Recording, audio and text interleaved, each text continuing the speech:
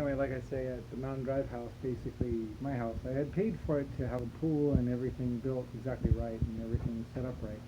And of course that began the Jehovah's Witness and Rodney Dean Briley, I guess, deception basically. Pretty much me as Lucifer has a soul star line, basically the inventor of the Millennium Falcon and all that stuff. Like I said, the Millennium Falcon was actually just a giant, it was basically a giant reactor. It was all reactor. The whole thing was full reactor. You know, there was no inside space at all. It was like 90% reactor. It was a big enough reactor to power like half a planet or something like that. It was a ridiculously huge reactor. State of the art, all that good kind of stuff. Built by Cypher.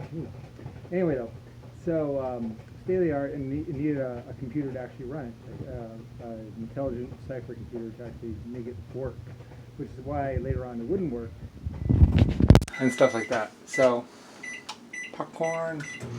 Anyway, so so you see why basically Rick Bush, Rodney Briley, and the Jehovah's Witnesses, and being fake Lucifer, why he'd be so paranoid and everything else to isolate me and to kill me and do all the other stuff that they would do to me.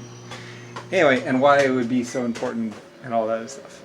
Anyway, it's funny because if they had just put me in my White House and just done everything like they're supposed to, there would be no torture at all. I would just undid it and that's it, no problem.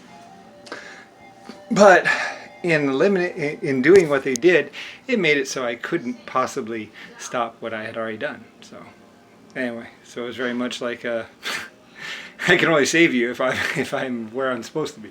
So anyway, and they thought I would whatever them if I was where I was. Anyway, crazy. So anyway, I was always really careful about things. So that's why I just like shrug, whatever.